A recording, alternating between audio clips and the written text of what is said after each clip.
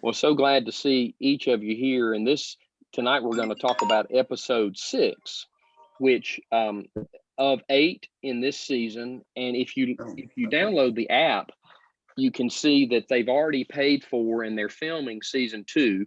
They're raising the money as they go, and they have paid for. Now they're beginning to raise money for season 3. And I heard an interview with Dallas Jenkins, the creator, writer, director, who's just really a thoughtful guy. But anyway, they're planning 6 or 7 seasons. I don't know how it's going to play out, but I imagine, from what I understand, they're going to, like this year, you had 3 or 4 characters that you trace a little bit. You kind of see it building. And every season they're going to have a few different encounters that Jesus has or something. But anyway, so this week it was well, a couple of things, but one of them was Jesus healed a leper on the road, and another was the friends letting their friend down through the roof. The first question I was just going to ask you about is, what did you think about the leper and how he was treated by everybody? What did you think about that? It brought to mind the AIDS crisis back in, when was that, the 70s? I just remember that people were afraid, so afraid that, and not just afraid, but hated these folks, because from their point of view, this was sin incarnate. And the few people I knew who had it were mothers who had been who had gotten transfusions. It brought to mind that, just the idea of people in pain being treated as if it's all their fault. They are sin. Like they were sin incarnate, rather than see this is a human being who is hurting. Of course, the other side of that is, as with AIDS, they really didn't know how it was transmitted, right, whether you could get it or not, that kind of thing. And I think that was part of the fear with the lepers as well. Right. I mean, they were just scared because, they cast them out of the community. It broke all family ties, everything. So it was a dreaded thing. When you don't have the science, which they didn't, you kind of resort to superstition, and, you notice, don't touch him. And then some of them were covering their mouth not to breathe, and they're like, you don't breathe the air, don't come near, and you're right. The part of the superstition was the question, well, who sinned to cause this guy to have this, it is, at first when he encountered Jesus, I didn't recognize him as the guy who'd been in the shop in the first scene. But then whenever it panned up close to him, he obviously had gotten worse for the wear, maybe being isolated from family or friends or being on the road by himself or whatever. But then I recognized who he was, and you could tell how desperate he was. I mean, could you imagine you getting a disease? So now that's when you're going to need care, but all of a sudden your whole support system is ripped out from underneath you. I mean, one of the first questions they ask you in the hospital when they're talking about discharging you is, tell me about your support system. Who's going to get you to the doctor? Who's going to pick up your medicine? How are you going to get your food? I mean, that's one of the first. Can you imagine when you need it, the whole thing being just ripped out from underneath you? Well, I hadn't, you hear about it and you think you know about it all of your life if you've been in church, but where it showed how it was, I really just thought, it would be somebody that was lying in a bed or, it's really nice to see how they put it together. And he stood up, and walked around and all this kind of stuff. And so I just thought, well, I never have thought about just how it happened, how they, got the person and well, they functioned. Mhm. You talking about the leper? Mhm. Yeah. Mhm.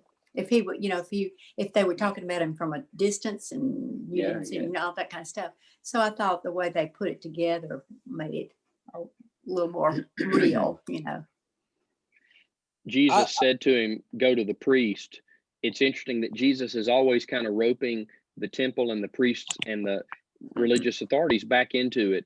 He's, even when he disagrees, he says, respect them. They have wisdom. You know, um, it's very interesting how much respect he has for that institution, even though it has gone awry. Bill, I didn't mean to cut you off. Oh, no worries. No, I just thought it was very interesting to see how the disciples were trying to protect Jesus as that leper came up Mhm. to him. Like, don't go near, don't go near. And then you see Peter again later, or Simon later on in the few scenes down the line, looking for back alleyways and how to always protect the physical nature of Jesus. And Mhm. hey, we got to do what we got to do to make sure our master's okay. I thought that was a very interesting concept because it shows quite a bit. It shows that they care about him, but also their limited knowledge of Jesus. I mean, if he is the Son of God, well, the leopard is obviously not going to, could not harm him at that given moment. So that was a very interesting thought process of being a protector, and at the same point in time, how lack of understanding was going on at the very same breath. But anyway, this is what I thought of it. He told the leper, "Now don't tell anybody, you just go to the priest and let them pronounce you clean." But there were witnesses, and the woman from Ethiopia saw it, and that's when I guess the bulk of the story had to do with Jesus there in the house in Capernaum. um and it's interesting. You you know what do you think about the people are just drawn to him, looking in the windows, trying to come in. you know what are your reactions to that? They were so hungry for that Messiah, for someone to come and save them. And now the question is this the one? Is this the one? And they wanted to be there. They wanted to see. They wanted to come close. He was so welcoming to them. It's that's what struck me was his humor, his warmth, and he seems to have met more people than the disciples are aware of, because he says, "Oh yeah, I know them. I know them." And Well, and the contrast you see between their reception of him and their response to the Pharisees and the priest and all of those, and how they stand back and kind of halfway afraid of them as authority figures. And Jesus didn't appear to be that kind of authority figure. Like you said, he was very welcoming. There was something about his personality and that just drew people. They were glad to come to him. They wanted to come to him. They didn't feel condemned or rejected or judged, which is a stark contrast to what they found with the religious leaders. Yeah. When they I had never, I don't know how I imagined the friends bringing their friend to Jesus. We just talked about it in the worship service a few weeks ago, and I think about it a lot, but I never had really imagined the feeling they would have when they walked up to the house and realized people are stacked up at the window, people are stacked up at the door. We've got to see him. Our friends got to touch Jesus. I know Jesus will be able to solve this problem. And it was very interesting. Mary helps them. "Oh, here, I know how you can do it," which that's obviously poetic license, but I just thought it was it helped kind of paint the scene of how they were really going to try. Do you remember what Jesus said to when he saw their faith? In the Gospel of Mark, it says this: Jesus saw their faith. He said to the paralytic son, "Your sins are forgiven." But Mark makes a point that Jesus saw their faith. Do you remember what he said when he saw their faith? Her Well, he faith told- is beautiful. Beautiful. He called Beautiful. it Right, beautiful. yeah. I thought, what a great word. And that's kind of a startling statement too. He said, "I see your faith."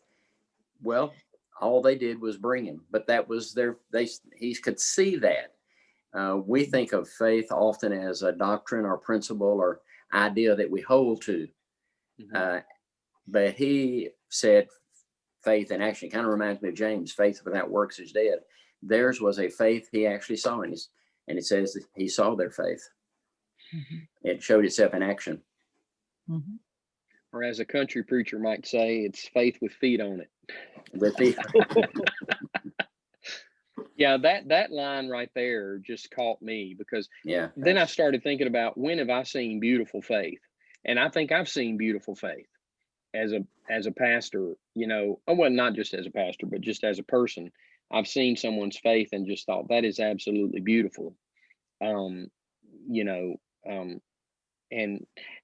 the trouble is brewing, because the religious leaders hear about this disturbance. There's a gathering of people. The Romans are hearing about it. Not in scripture. The Romans don't seem to be too worried, but probably, that's not far-fetched to the way that it happened, the way they showed it in the TV show.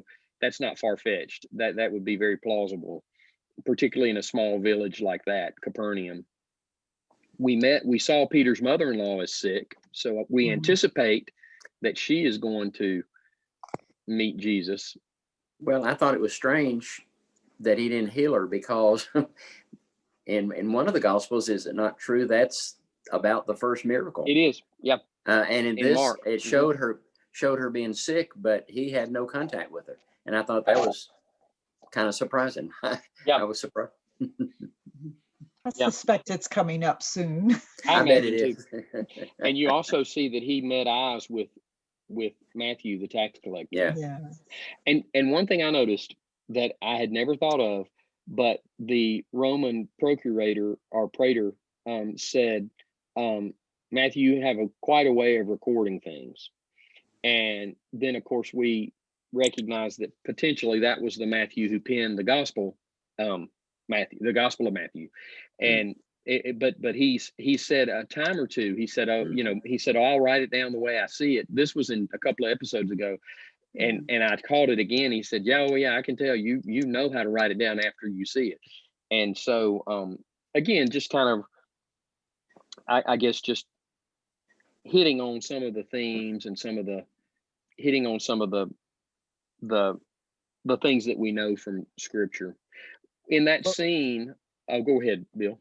Oh, well, speaking of that idea, when he met the Ethiopian woman, how they used Egypt, and Jesus started speaking Egyptian to her, or I assume that was Egyptian. But at any moment, they were speaking back and forth, and then that led to, I had to leave Bethlehem, had to move to Egypt, and that part of the story was fulfilled in that telling. And it was just a very, very simple narrative. I mean, and I was like, wow, that's a good way to bring it in. And there you go. Yeah. But, anyway. Whenever Jesus was there in the house, you noticed the kids were watching, and somebody said, one of the little girl that was kind of the head of that episode, or the star in that episode, said, "Oh, we know him." Yeah. Yeah. Because I need to look up, but at one time I knew what the population of these places was. If you had a rabbi that had a following of 10, disciples, 12 disciples, whatever, everybody in town would have known them. These were not big places, I love the children's. Yes. Go ahead. I love children's response to Matthew, that whereas other people were, letting him know he was he was not welcome there, they said, hey, come up here and sit with us. Mhm. And it's sort of, you could almost see what Peter is beginning to see Matthew in a slightly different way. And Mhm. I liked that. And I liked the fact that the children were leading the way. Mhm. And Uh, we remember, Jesus said you need to accept the kingdom like these children do. mhm. And that kind of wide-eyed trust, that eager to Yeah. make a friend, not Mhm. quite as judgmental, maybe not as hardened toward different characters. In the follow-up interview with Matthew after the episode itself, they were talking. He was talking. Dallas and the character of Matthew were talking about the exchange with the children and how some of it was not even scripted. How the child just naturally punched him kind of on the leg, offered him a grape, and at first he rejected it, and then later on he took one. In all of these episodes, it's very realistic.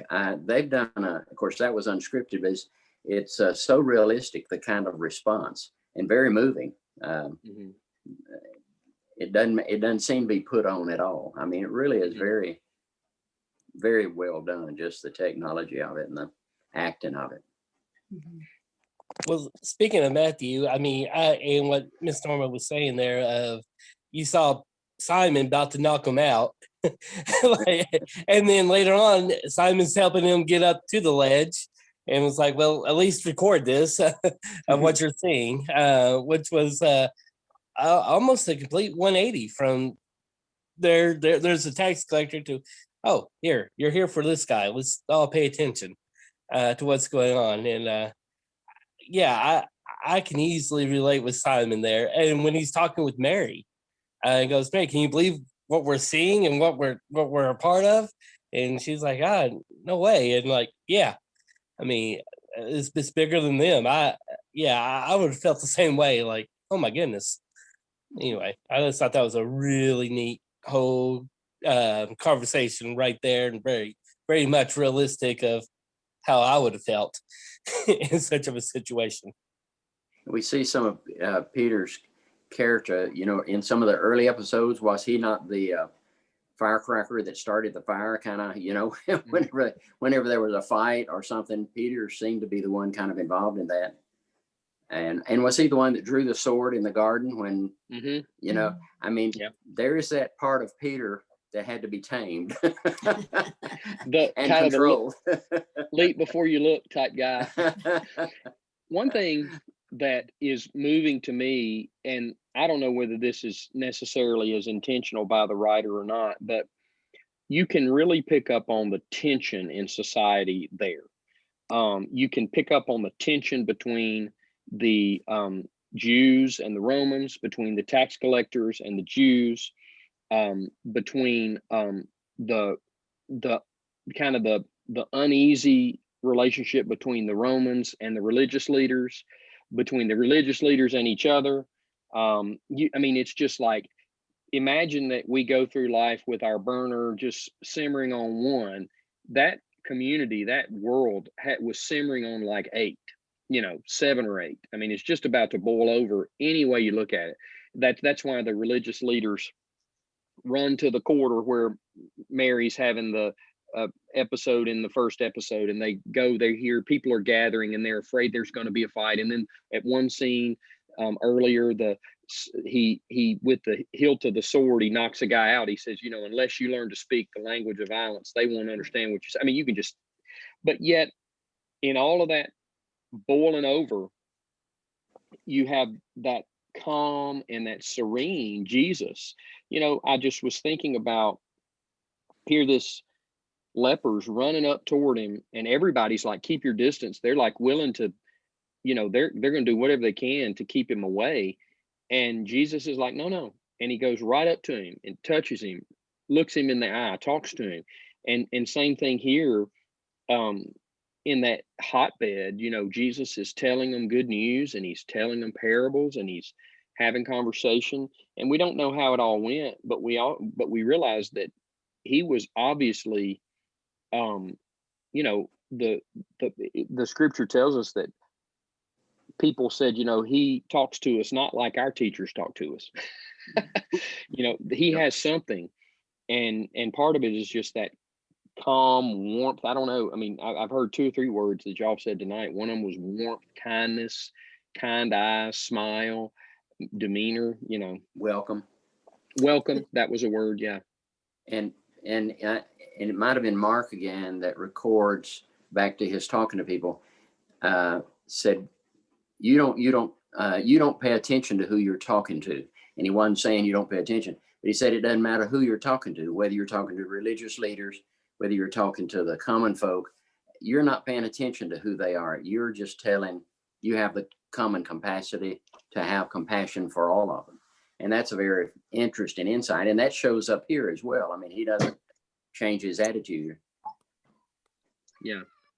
Yeah. Well, one thing that I was really noticing is that, the first time we have been introduced into the fact that his mother asked him, to have the wine. And, but then again, it works out that she said, I'm not sure my time has come, or something like that. And then I thought, well, then he went over and touched a leper, person, like that. And I thought, he was God, and he was in touch with God. And when it opened, I just thought, how did you move from tying wine to, wine, and then touching a leper, and then the way it moved that way? I just thought it was God, but it was man, and that just really touched me, really. And how did he know he was supposed to do this one and not do that one, Mm-hmm. But he knew, because he was God, Yeah. Well, Josh is in, I think. Can you hear us? Yeah. Okay, good. Excellent. It won't matter, dear. We're in the screen. That doesn't have anything to do with it. We are we've been talking about episode 6, He's not, and everybody was just really moved at Jesus's kindness, and a couple of the words that came up were, he was just so welcoming and so kind.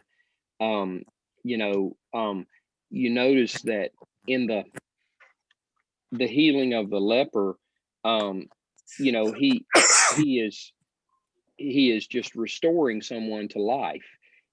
This guy, it's just like, and Mom, you mentioned something about how he was God and man.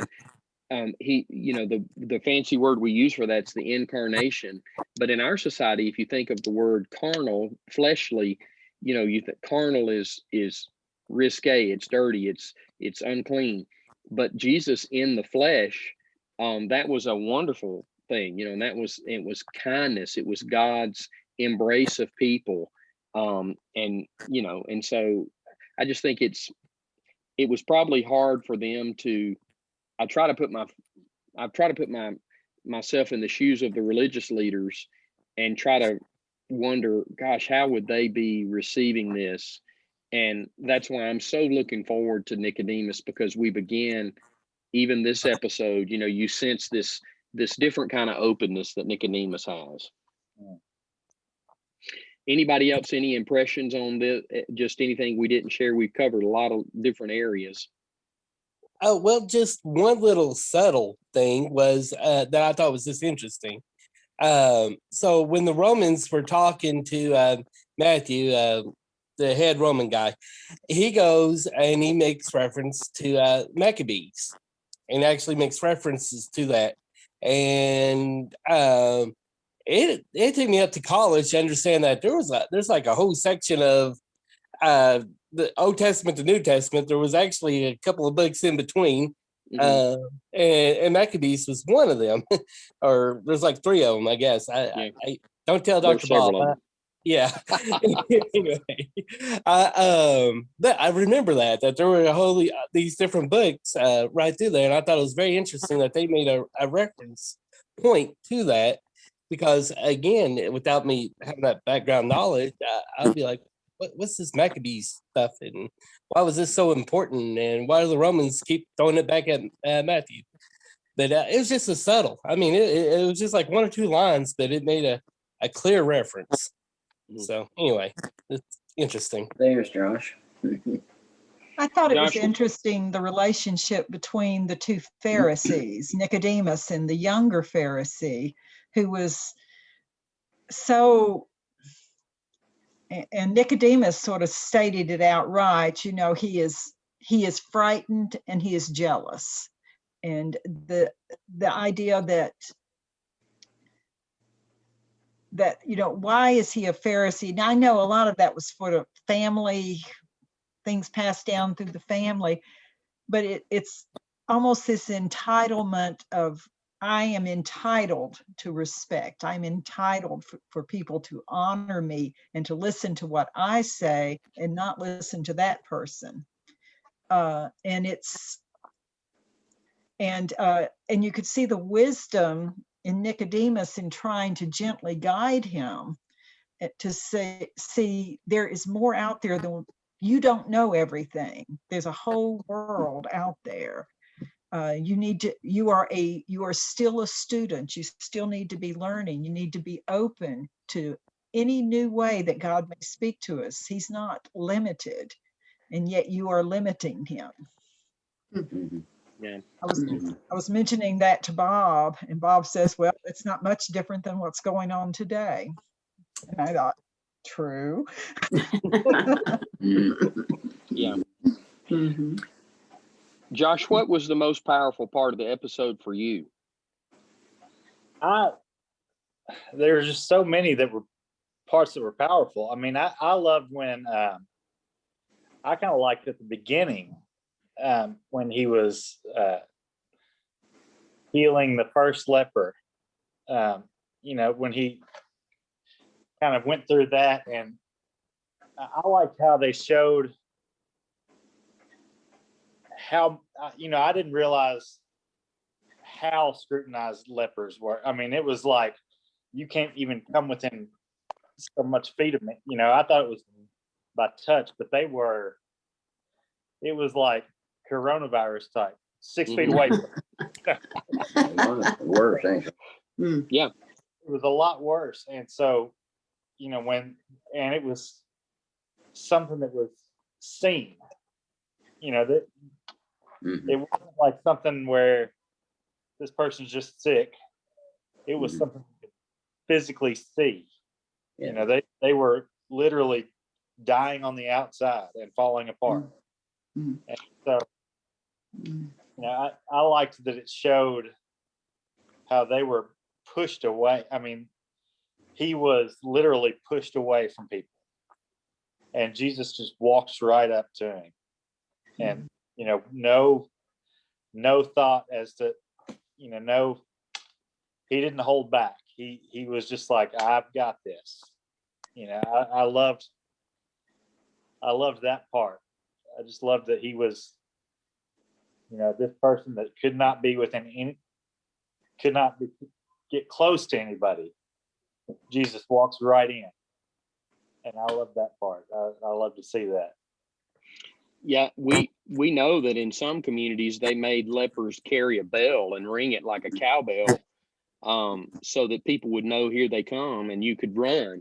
So when Jesus touches him, when he heals him, and then the guy goes to the priest and the priest pronounces him whole, it's like his life is restored to him. You know, it's like he goes back to his life. It's kind of like his sentence is commuted. And you know, and I think that's just beautiful. Jesus restored, you know, and that's what we saw with Mary. Jesus gave her life, you know, and look at the life she has now. And that's what we see with the guy who was the paralyzed guy. All of a sudden he just walks out, and now he walks back into his life, you know. So it's not just a physical healing, it's a wholeness and a cleansing and a forgiveness and just all of that stuff wrapped up in one. Yeah. Did you notice the paralyzed man as he leaves? As he leaves there, all this chaos is going on, and his face is, he has tuned all that out. All he can see is, look at me now, I am walking. I'm alive. He's not rushing. He is slowly making his way through there, and all this chaos going on around him, and he's just walking through the flood. To me, that was one of the most beautiful scenes. And Nicodemus is watching this and is amazed and knows he is seeing something amazing happening. Yeah. Well, what a wonderful episode. Next week, we're going to see the conversation with Nicodemus, and 2 or 3 times it has been referred to the fact that they're going to meet. He said we could even meet at night, so